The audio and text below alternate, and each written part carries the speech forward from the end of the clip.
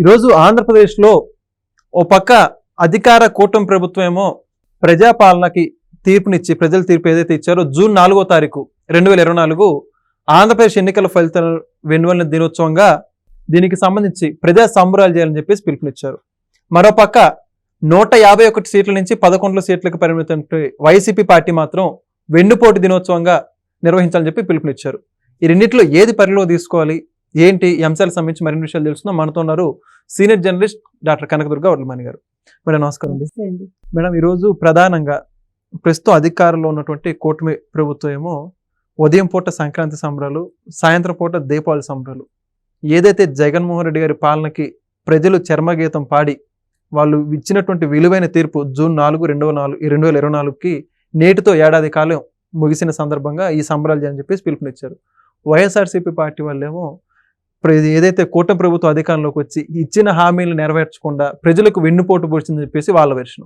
మొత్తంగా ఈ రెండింటిలో దేన్ని పరిగణలోకి తీసుకోవాలంటారు? అంటే వెన్నుపోటు అని అంటున్నారంటే అసలు వెన్నుపోటు గురించి ఎవరు మాట్లాడుతున్నారు, ఎందుకు మాట్లాడుతున్నారు?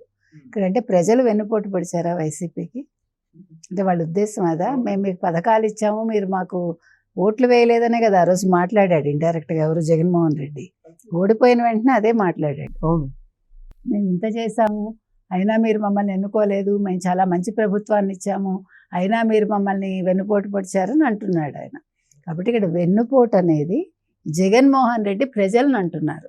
యాక్చువల్గా వెన్నుపోటు పొడిచింది జగన్మోహన్ రెడ్డి ప్రజలని.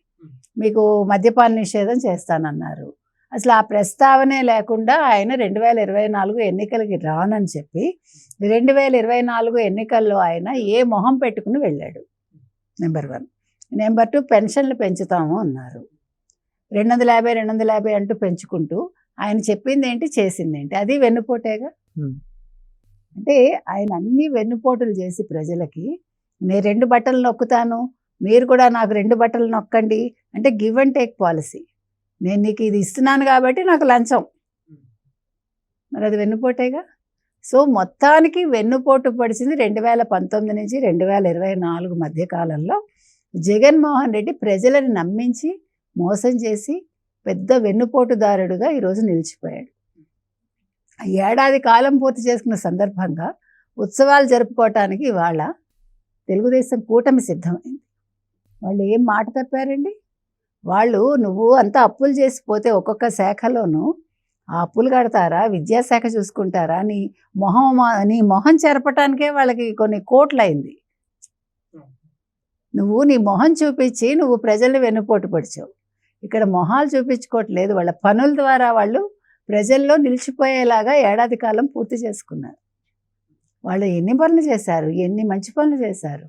ఇస్తున్నారుగా, పెన్షన్లు ఇచ్చారు, జీతాలు ఇస్తున్నారు, ఇప్పుడు ఉచిత గ్యాస్ ఇచ్చారు, మళ్ళీ ఉచిత బస్సు ఇస్తున్నారు, తల్లికి వందనం, ఇప్పుడు రైతులకి రైతు భరోసా. ఏది చేయలేదు. మీరు అసలు ఏం మాట్లాడతారు?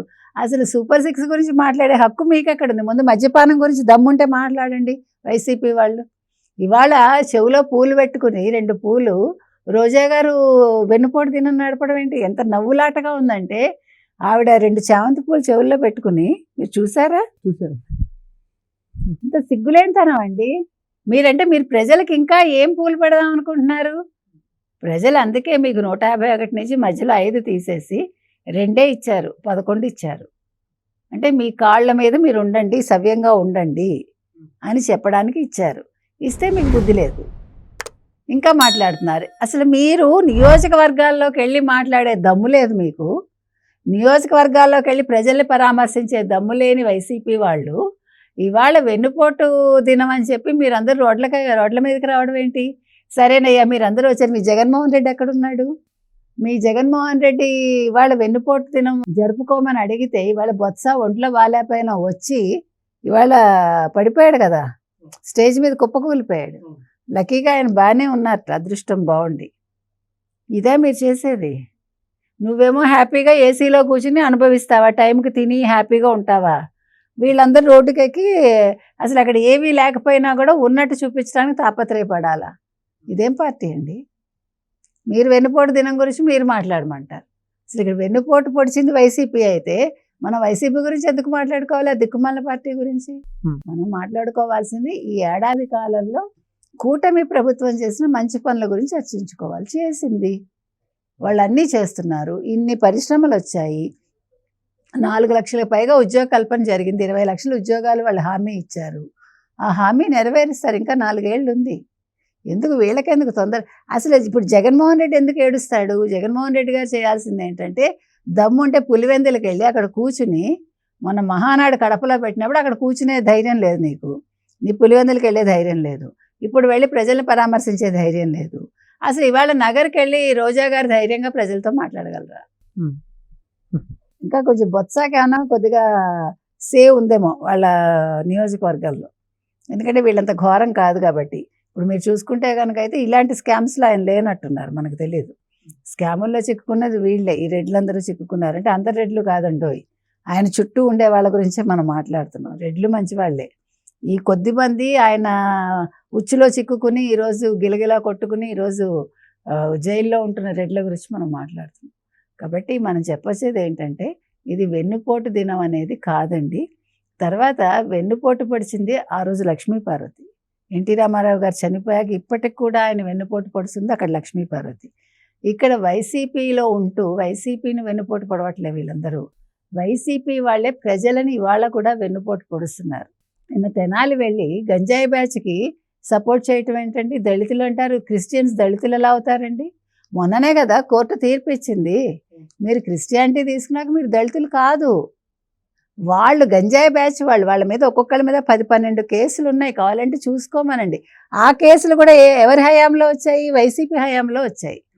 వాళ్ళ మీద రౌడీ షీటర్ ఇది ఓపెన్ చేశారు తెనాలిలో, అది కూడా జగన్మోహన్ రెడ్డి గారి హయాంలో. ఇవేవి తెలుసుకోకుండా ఏదో వచ్చేసి అక్కడికి వచ్చి పువ్వులు జల్లించుకుని అక్కడ ఒక బ్యాచ్ని పెట్టుకుని అరిపించుకుని సీఎం అంటూ జై జగన్ అంటూ అసలు ఎవరికి ఊపిరాటం లేదు అక్కడ. అంటే నేను ఎందుకు చెప్తున్నానంటేనండి, మీకు పిచ్చి పీక్స్కి వెళ్ళిందని అర్థం అవుతుంది, కానీ ఆరోగ్యాలు కూడా ఆలోచించండి. మిగతా వాళ్ళ ఆరోగ్యంతో పాటు జగన్మోహన్ రెడ్డి ఆరోగ్యం కూడా ఆలోచించుకోవాలి. ఎందుకంటే ఊపిరి అందకపోతే, ఇప్పుడు మీకు గతంలో పి జనార్దన్ రెడ్డి గారు పాప ఆక్సిజన్ అందుకే చనిపోయారు జనాలు ఇలా గుమ్మిగొడ్డంతో. ఈయన పిచ్చి ఉంటే ఉండనివ్వండి, మిగతా వాళ్ళని చంపొద్దని మనం చెప్తున్నాం. ఏది ఏమైనా ఇవాళ వెన్నుపోటు దినం కాదండి, వెన్నుపోటు పొడిచింది ప్రజలని జగన్మోహన్ రెడ్డి. మద్యపాన నిషేధం చేయలేదు, తర్వాత ఇస్తానన్న పెన్షన్ పెంచలేదు, పూర్తిగా చెప్పేది ఒకటి చేసేది ఒకటి. కాబట్టి ఇవాళ 5 సంవత్సరాలు ప్రజలని మభ్యపెట్టి వెన్నుపోటు పొడిచాడు. కాబట్టి ఆయన జూన్ 4, 2025 ఇవాళ 1 ఇయర్ కంప్లీట్ అయిందండి. సో ఇవాళ వాళ్ళు చేయాల్సిన పని వెన్నుపోటు దినం కాదు, ఎలాగ వాళ్ళు వెన్నుపోటు ప్రజల్ని పొడిచేశారు. కనీసం నియోజకవర్గాలకు వెళ్ళి ఏం చేయాలో ఆలోచించుకుంటే బాగుంటుంది. ఎంతసేపు కూటమి ప్రభుత్వం మీద పడి ఆడవడం, చంద్రబాబు నాయుడు గారి మీద, లోకేష్ మీద పడి ఆడవడం కాదు. ఇప్పుడు జగన్మోహన్ రెడ్డి మీకు గమనిస్తే కనుక అయితే పవన్ కళ్యాణ్ పేరు ఎత్తడానికి భయపడుతున్నాడు. బీజేపీ వాళ్ళని ఎప్పుడు ప్రస్తావన తీసుకురాడు. కాబట్టి జగన్మోహన్ రెడ్డి ఆలోచించుకోవాల్సింది, ఇప్పుడు మద్యం కుంభకోణంలో నా పేరు ఎలాగ వీళ్ళు చెప్తారు, బిగ్ బాసో లేకపోతే ఆ శక్తి ఏంటో, ఆ శక్తి ఎవరో అందరికీ తెలుసు. సో జైలుకి వెళ్ళాక నేను ఎన్ని సంవత్సరాలు జైల్లో ఉండాలి, నేను ఎలాగ ఏం చేసుకోవాలి, దాని మీద దృష్టి పెడితే బాగుంటుంది. ఇలాంటివన్నీ కాదు ఆయన చేయాల్సింది. ఓకే, మరి అయితే ఇప్పుడు జగన్మోహన్ రెడ్డి గారు ఎక్కడ ఈ వెన్నుపోటు దినోత్సవంలో పాల్గొన్నట్టు, ఇంకా అయితే మరి సాయంత్రం పాల్గొంటారో తెలియదు, ఇంకా ఎందుకు రాలేదంటారు బయటికి? అదే చెప్తున్నాను, వెన్నుపోటు లేదు కాబట్టి ఆయన రాలేదు. ఆయనకు తెలుసు జనాలు కొడతారని. అంటే ఆయన వెన్నుపోటు పొడిచాడు కాబట్టి ఆయన ధైర్యంగా ప్రజల్లోకి రాడు. అందుకని ఆయన ఇంట్లో కూర్చుని, ఆయన ఏసీలో కూర్చుని, ఆయన టైంకి తిని ఆయన అలా టీవీలో చూసుకుంటూ ఉంటాడు. ఆయన పార్టీ నాయకులు వీళ్ళందరూ మాత్రం పాల్గొనాలి, లేకపోతే వాళ్ళ పని అయిపోతుంది. అందుకే ఇవాళ ఒంట్లో బాగాలేకపోయినా బొత్స గారు వచ్చారు, మళ్ళీ హాస్పిటల్ పాలయ్యారు. Okay, thank you madam.